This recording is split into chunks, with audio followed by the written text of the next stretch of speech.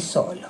No se puede dar una cuota del Estado a alguien que pertenece a un grupo minoritario, dijo el aliado de Javier Milei en la provincia en un debate en la Universidad Santo Tomás de Aquino.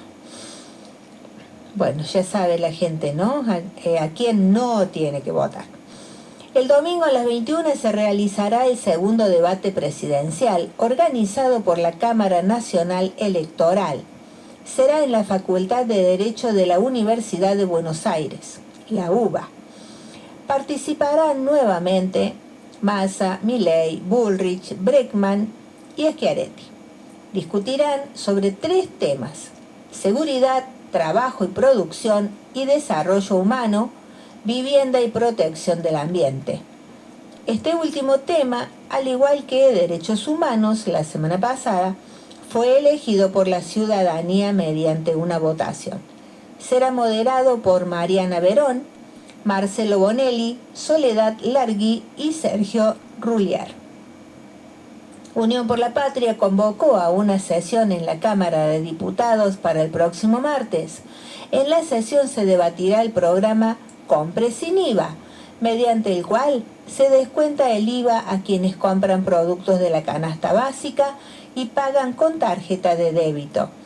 La reforma a la ley de alquileres, el régimen de gas licuado para promover esta fuente de energía y la creación de 3 nuevas universidades. La aduana, junto a la Unidad de Información Financiera, allanó a 18 bancos, 8 estudios contables y 25 sociedades ubicadas en las ciudades de Bahía Blanca, Buenos Aires, Córdoba y Rosario por la presunta fuga de $400 millones que llevaron adelante 176 empresas a través de falsas importaciones con el Sistema Integral de Monitoreo de Importaciones, SIMI. Lo que hicieron fue simular operaciones de importación. Nunca importaron nada a la Argentina y giraron al exterior 400 millones, explicó el titular de la Dirección General de Aduanas, Guillermo Michel. Faltan 16 días para las elecciones. Milagro Sala está internada en el Hospital Italiano de la ciudad de La Plata, donde luego de ser estabilizada será operada por la trombosis que pone en peligro su pierna izquierda. Tras la operación deberá permanecer en la capital bonaerense para su recuperación. Ella ya lleva 2.820 días privada de la libertad, de los cuales 1.424 fueron durante el gobierno de Macri y 1.396 en el gobierno de Alberto Fernández. ¿Quiere seguir usted? Después seguimos con algo más de InfoCiber. Vamos con los anunciantes. Bien. YPF Barale Hermanos, Sociedad Anónima, que te brinda, además del mejor combustible, un lugar placentero donde disfrutar de un café, una merienda al paso, con la mejor atención. Recibimos todas las tarjetas. Con YPF Serviclub, todas tus compras suman y obtenés promociones y descuentos. Cambio de aceite, chequeo integral en YPF Boxes, que podés pagar con naranja en 6 cuotas sin interés. YPF Barale Hermanos, Sociedad Anónima, te espera en Avenida Sabio, Camino Almafuerte, con el mejor servicio. Estudio jurídico de la doctora Ivana Quiroga Mencio, matrícula profesional 10.673, y doctor Walter Rosaroli, matrícula profesional 10.637. Sucesiones, divorcios, defensas penales. Balcarce 580, Río Tercero. Teléfono de contacto 03 571 15 34 58 45. Y pasarlo vos de ahí porque no lo puedo bajar. Misceláneas de María Susana. En Leandro Alem 950 tiene la indumentaria para toda la familia. Bebés, Pasan las dos niños, partes esas, jóvenes cinco y barquitas. adultos se visten De en gato, Misceláneas de María Pero Susana. uno sí le paso Alem por YouTube y el otro paso 950. por TikTok. Teléfono Y yo por TikTok no me lo tomo, 3571 60 70 21, Río Tercero. Veterinaria Priotti te ofrece una especializada atención para tu Guardá mi mascota. muro. Planes sanitarios, cirugía de media y alta complejidad, traumatología, cardiología, radiografía digital, ecografía, electrocardiograma, odontología, laboratorio de análisis clínicos. Veterinaria Priotti, donde tu mascota tiene voz, está en Esperanza 1482. Urgencias 3571 69 28 69. WhatsApp 3571 32 76 07. Y en Instagram, Veterinaria Priotti. Si querés ser la mejor anfitriona en reuniones con amigas, eventos familiares o simplemente lucirte cada día, tus accesorios son Tupperware. Tupperware, calidad y belleza garantizadas. Representante Tupperware en Río Tercero, Florencia. Comunicate al 3571 52 37 31. Tupperware, la calidad.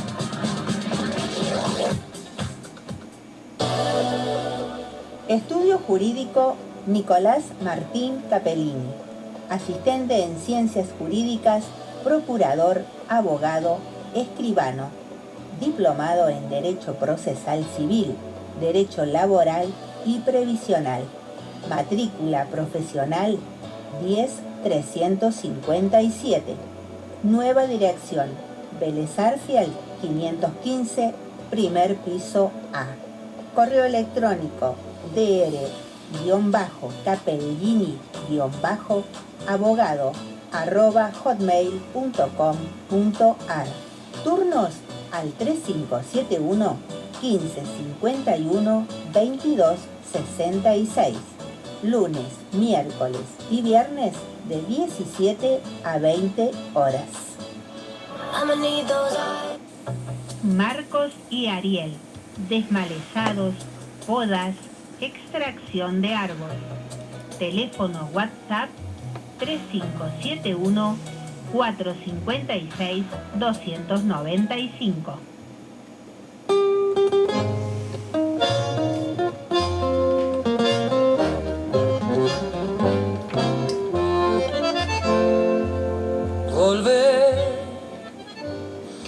Vamos a escuchar ahora un audio, un video que nos manda Osvaldo Gadvan acerca de la represión. A ver qué dice.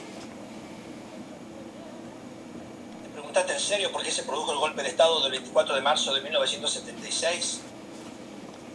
No fue para salvar a la Argentina del peligro comunista o de la agresión de las organizaciones armadas que podían tomar el país o que tenían al país en un estado de caos absoluto, matando gente todo el tiempo.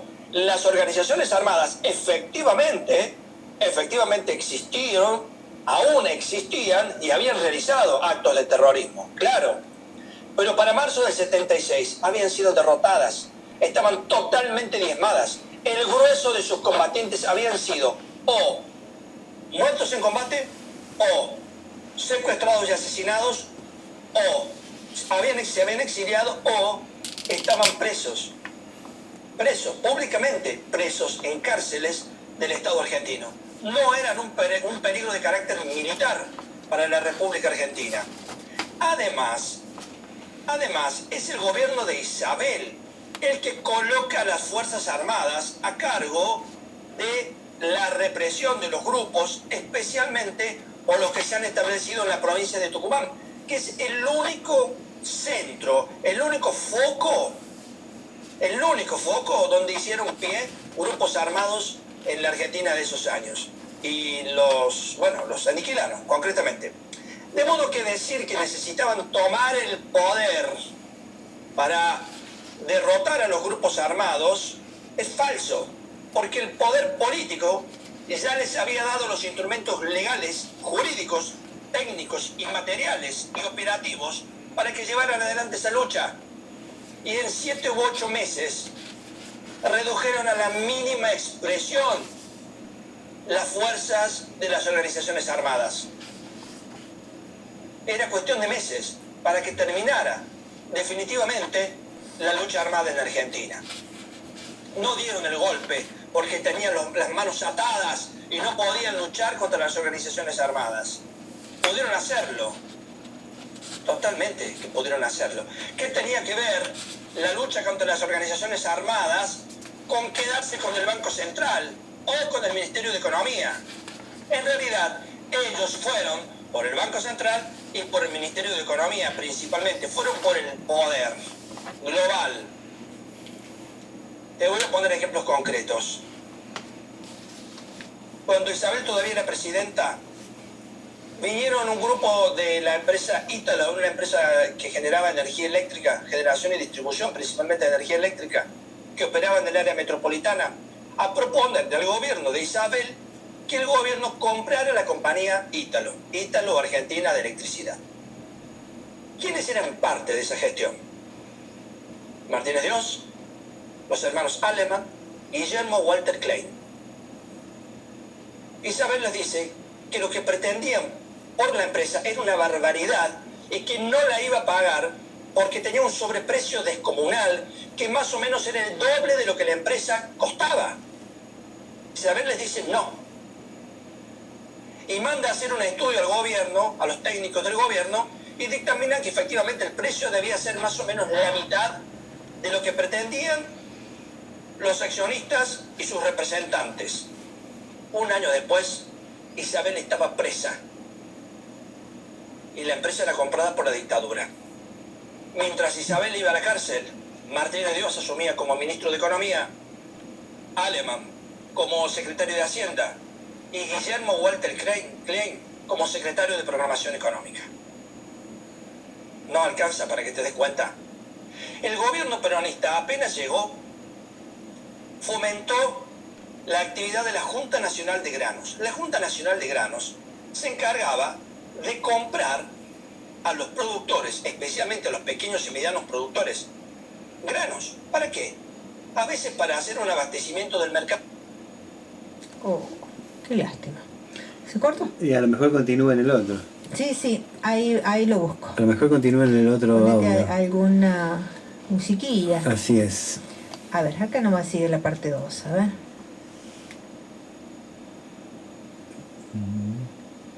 Está indeciso.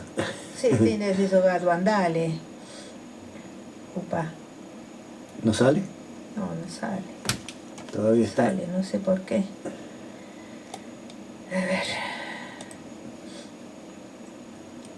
No, pone algo hasta que lo pueda sacar. Acá dice parte 2, pero...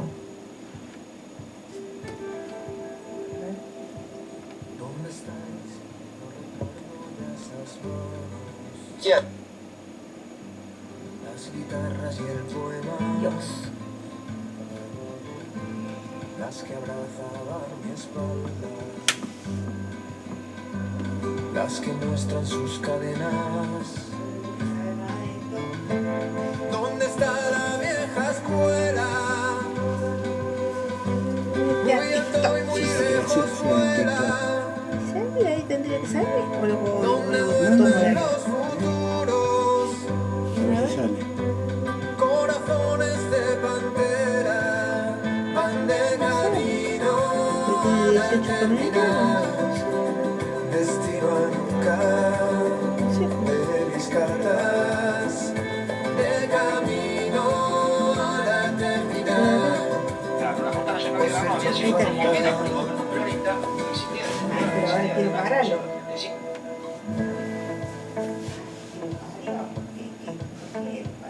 ¿Dónde estáis? ¿Dónde quedaron los cantos aquel cielo de banderas, mancha de tierra y palabras, al asalto de la cueva. ¿Dónde está la vieja escuela? Muy alto y muy lejos fuera. Así como lo había hecho originalmente, le estaba dando un protagonismo a la Junta Nacional de Granos en la compra de granos en el mercado interno y en la exportación, por lo cual había comenzado a competir con las multinacionales, las empresas extranjeras y alguna empresa local que participaba también de la exportación de nuestros granos y nuestros productos agropecuarios. Esto había generado la furia de estas empresas, que veían como un pecado capital y que de pronto el Estado Nacional comenzara a participar de un negocio lucrativo, pero además estratégico por el manejo de los dólares, como era el comercio exterior. Mientras los peronistas terminaban en la cárcel, en los campos de concentración, o 4 metros bajo tierra, el gobierno cívico-militar procedió a reducir el papel de la Junta Nacional de Granos, dejó sin efecto los negocios que tenían proyectados ya para el año 76 de compra de granos y exportación de los mismos, y redujo el papel de la Junta Nacional de Granos. Incluso dejó de invertir en la Junta Nacional de Granos y la endeudó con el exterior en dólares sin utilizar esos dólares para desarrollar la Junta Nacional de Granos. Otra decisión, otra política que la dictadura militar modificó fue algo que decidió también Isabel Perón, lo que se conoció como la nacionalización de las bocas de expendio. Resulta que YPF era la empresa petrolera más importante del país. Las otras empresas, cuando realizaban explotación de algún yacimiento, lo hacían por lo general como subsidiarias de YPF, por cuenta y orden de YPF. Pero ocurrió esta rara característica. YPF tenía algo así como el 70%, más del 70% de la producción de hidrocarburos en el país. Pero cuando se trataba de la generación, producción y comercialización de derivados del petróleo, como nafta, eso se invertía. YPF tenía una participación minoritaria y las empresas, particularmente las empresas multinacionales, tenían una participación muy mayoritaria en ese mercado. ¿Y eso por dónde venía? Venía esencialmente por el control de las bocas de expendio. Entonces el gobierno de Isabel decidió llevar adelante lo que se conoció como la nacionalización de las bocas de expendio. No es que la gente perdió las estaciones de servicio. Las estaciones de servicio pasarían, después de un tiempo, a ser todas de bandera de YPF.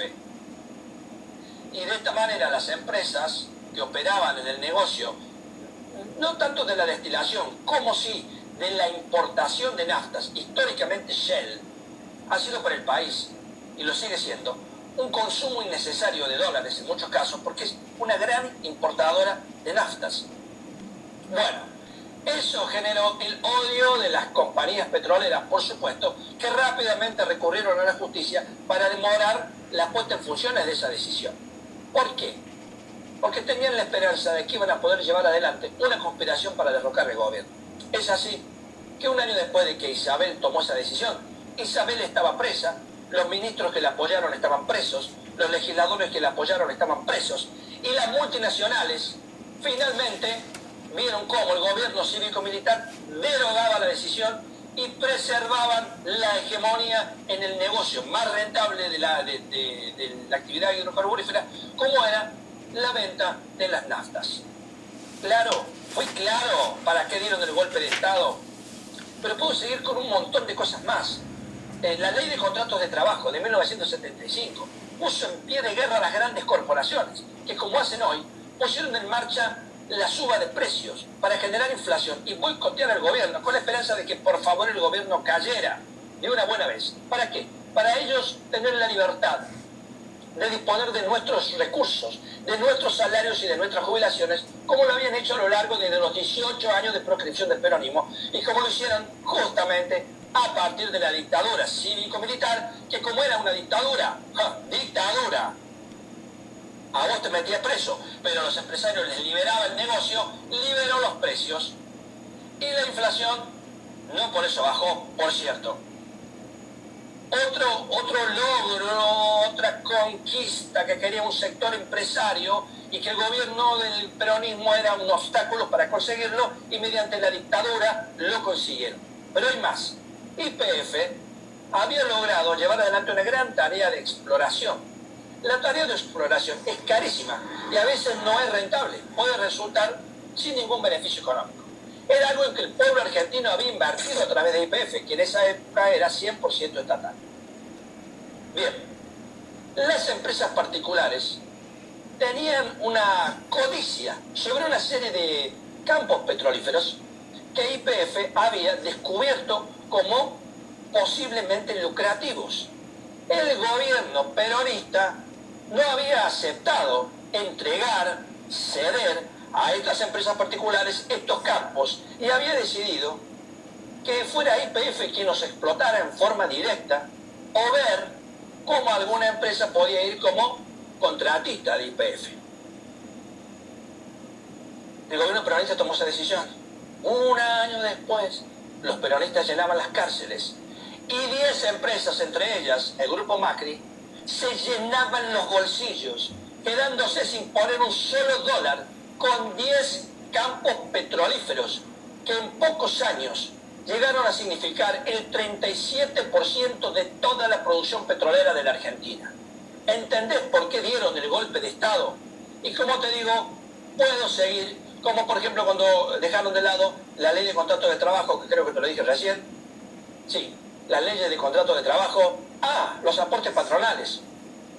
Un sector, el sector más concentrado del capital, especialmente las empresas extranjeras, habían decidido que iban a llevar adelante una campaña de lobby para ver si lograban convencer al gobierno y a la población de que se redujera fuertemente las cargas patronales. O sea, lo que pagan los patrones por cada empleado que tienen, si es que está registrado, obviamente. Bueno, un año después de que empezó esa fuerte campaña, los peronistas estaban en las cárceles, los peronistas estaban en las mesas de tortura, los peronistas estaban 4 metros bajo tierra y los patrones dejaron de pagar cargas patronales. Eso fue la dictadura cívico-militar liberal. Y una más, y podría seguir. Había sectores empresariales que querían la liberación de las importaciones. El gobierno había puesto en marcha, había restablecido una política de proteccionismo industrial. Lo digo de nuevo, cuando los peronistas terminaron presos, o sea, perdieron su libertad, un sector vinculado a las importaciones logró la libertad de importar sin límite y sin ningún criterio, lo que generó la destrucción de más de 20.000 empresas industriales en la Argentina, con una secuela brutal de desocupación y destrucción de la clase obrera, porque esa era la otra intención que tenían los que dieron el golpe de Estado. El gobierno de Isabel, mejor dicho, el gobierno peronista, había preservado la afiliación obligatoria de los trabajadores a los sindicatos, que era algo que detestaban las grandes cámaras patronales. Cuando los peronistas terminaron presos y todo lo que ya dije, la dictadura dejó sin efecto la obligación de la afiliación obligatoria y dejó sin efecto la obligación, la afiliación. O sea, los sindicatos quedaron sin afiliados y la gente tuvo que animarse en ese momento a afiliarse de nuevo. Y la afiliación fue un éxito, fue masiva, a pesar del enorme riesgo que corría cada trabajador que ponía la firma para reafiliarse a su sindicato. Y como te digo, puedo seguir porque me voy acordando de las cosas, la nacionalización de los depósitos bancarios, que había terminado con la especulación financiera. Cuando los peronistas terminaron todos presos, el gobierno liberal liberó el sector financiero y estableció la libertad de las tasas de interés, instaurando en la Argentina la especulación financiera, que fue costosa en todos sentidos y que destruyó el aparato productivo, de la misma forma que la restableció el gobierno de Macri, y que es tan difícil de sacarlo por ese monstruo que creó el macrismo, que fueron o que son las LELIQs. Puedo seguir y seguir y seguir. Para eso dieron el golpe, para transformar la Argentina y para enriquecer a una ínfima minoría de megaterratenientes, de banqueros y especuladores, y un puñado de empresas locales y un puñado de empresas extranjeras. no repitas más la tontería de creer que dieron el golpe de Estado para salvar al país del comunismo o para derrotar a los grupos armados. Y sobre eso del comunismo te cuento en el próximo video cómo la dictadura liberal cívico-militar salvó al comunismo de su destrucción unos 7 u 8 años. Qué impresionante. Interesantísimo. Qué impresionante. Interesantísimo. Cada argentino debería escuchar esto, ¿no? Así A ver es. si liberan un poco la mente. Porque hay mentes que están muy atrofiadas, muy envenenadas con noticias que no son las verdaderas. Bueno, cuando tengamos el video número 3, obviamente que lo pasamos. Sí, urgente porque sirve para esclarecer muchas cosas que han sucedido y siguen pasando en nuestro país. Sí, y que tenemos Y que a veces peligro de no- que vuelvan a pasar Sí, con la indudablemente. dictadura. O con un candidato mandado por la dictadura. Sí, continúa. Otro escándalo que envuelve el matrimonio entre Guillermo y Máxima Sorrequieta. El abuelo nazi del rey de los Países Bajos. Mirá vos. El rumor del pasado fascista del príncipe Bernardo perduró durante décadas y se corroboró estos días al saberse de la existencia de su carnet de afiliación al Partido Nacional Socialista Alemán. La Casa Real de los Países Bajos atraviesa una turbulencia en estas horas al confirmarse el pasado filonazi de uno de sus integrantes. El príncipe Bernardo de Lippe-Biesterfeld, marido de la reina Juliana y abuelo del actual monarca, Guillermo Alejandro, estuvo afiliado al Partido Nacional Socialista Alemán. El rumor perduró durante décadas y se corroboró al saberse de la existencia de su carnet de afiliación. Puedo declarar con la mano sobre la Biblia que nunca fui nazi. Nunca pagué por ser miembro del partido. Nunca tuve un carnet del mismo. Se defendió siempre el príncipe, que murió en 2004 a los 93 años. En los años 90 había aparecido una copia del carnet en los Estados Unidos y ahora se reveló la existencia del original. El ex director del Archivo Real, Philip Marshall Kerwin, fue el encargado de hacer el anuncio. El historiador acaba de publicar el libro Los que quedaron atrás y publicó una nota sobre el tema en el diario NRC. Bernardo, que era alemán de nacimiento, fue un símbolo de la resistencia neerlandesa cuando la ocupación nazi en la Segunda Guerra. Había conocido a la princesa Juliana durante los Juegos Olímpicos de Berlín en 1936. Se casaron al poco tiempo y, pese a los resquemores por su origen, se manifestó en contra del nazismo. En la guerra combatió como piloto de la Royal Air Force y se convirtió en un héroe para los neerlandeses.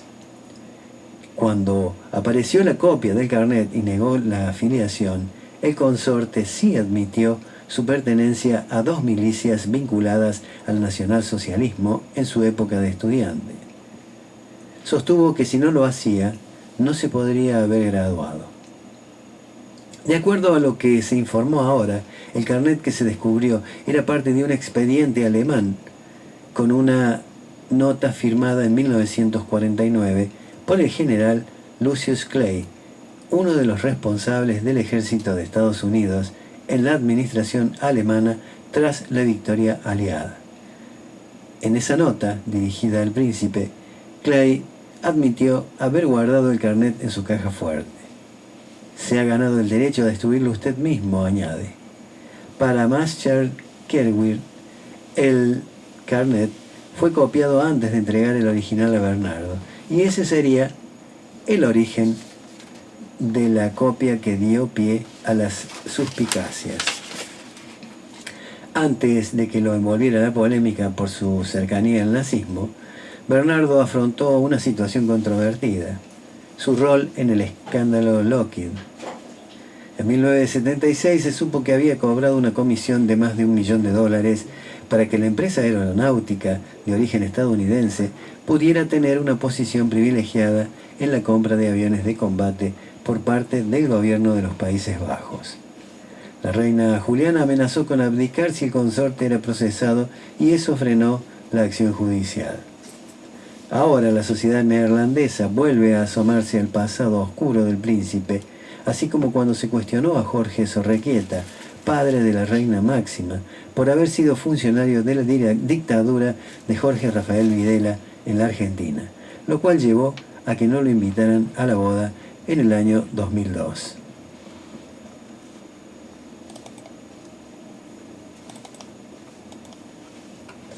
La televisión digital abierta, TDA, llegó a Río Tercero. Es libre y gratuita. Emite a nivel nacional 17 canales y en algunas ciudades se suman canales locales. ¿Qué necesitas? Un televisor LED que posea sintonizador digital o que sea de tipo Smart. Son los fabricados a partir del 2013. Si tu televisor es antiguo, anterior al 2013, necesitarás para ver TDA un decodificador externo que se compra en los mismos lugares donde podés conseguir la antena. Para nuestra ciudad, debes colocar una antena externa elevada a unos 4 o 6 metros apuntando hacia la zona del Puente Negro para ver los canales de TDA. Si vivís en una zona sin cobertura de TDA terrestre, tenés que instalar el kit TDA satelital de ARSAT. Tenemos Patria en sus nuevos días y horarios. Lunes de 21 a 23 horas y viernes de 22 a 0. Sí, la tengo que buscar. La cita es en la 97.5 Estación Urbana. Compartí con nosotros Tenemos Patria. Micros, entrevistas, historia y la música que no podías escuchar. Con la realidad del país y el mundo. No te olvides, Tenemos Patria. Si nunca escuchaste El Sonámbulo, los sábados, desde las 23 horas, por Estación Urbana, te hablarán dos.